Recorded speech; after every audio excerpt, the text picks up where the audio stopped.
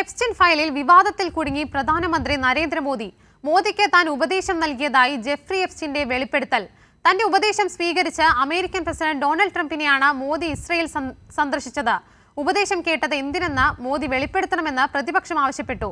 അതേസമയം പരാമർശം തള്ളി വിദേശകാര്യ മന്ത്രാലയവും രംഗത്ത് വന്നു. ലോകരാഷ്ട്രങ്ങൾക്കിടയിൽ കൊടുങ്കാറ്റ് പടർത്തിയാണ് ജെഫ്രി എപ്സ്റ്റൈന്റെ പരാമർശങ്ങൾ പുറത്തുവന്നത്.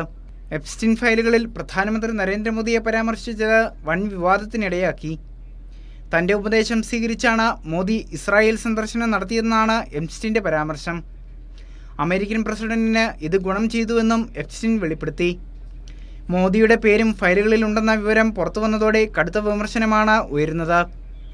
ഇസ്രായേൽ സന്ദർശനത്തിന് ഉപദേശം തേടിയത് എന്തിനെന്ന് കോൺഗ്രസ് വിമർശിച്ചു. സന്ദർശനത്തിൽ എന്ത് ഗുണമാണ് ഉണ്ടായതെന്ന് മോദി വെളിപ്പെടുത്തണമെന്നും കോൺഗ്രസ് ആവശ്യപ്പെട്ടു. ലൈംഗികാതിക്രമ കേസിൽ ശിക്ഷിക്കപ്പെട്ട എപ്സ്റ്റൈനുമായുള്ള മോദിയുടെ ബന്ധം രാജ്യത്തെ കളങ്കപ്പെടുത്തിയെന്ന വിമർശനവും ശക്തമായിട്ടുണ്ട്. അതേസമയം പ്രധാനമന്ത്രിക്കെതിരെയുള്ള പരാമർശങ്ങൾ വിദേശകാര്യ മന്ത്രാലയം തള്ളി. എപ്സ്റ്റൈൻ ഫയലിലെ പരാമർശങ്ങൾ ജൽപ്പനങ്ങളാണെന്നാണ് മന്ത്രാലയത്തിന്റെ വിശദീകരണം.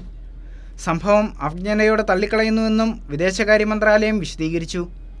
എപ്സ്റ്റൈൻ ഫയലുകളിൽ ക്രമക്കേടുകൾ നടത്തി വ്യാജ ആരോപണം ഉന്നയിക്കുകയാണ് കോൺഗ്രസ് എന്നാണ് BJPയുടെ വാദം. കൈരളി ന്യൂസ്, ദില്ലി.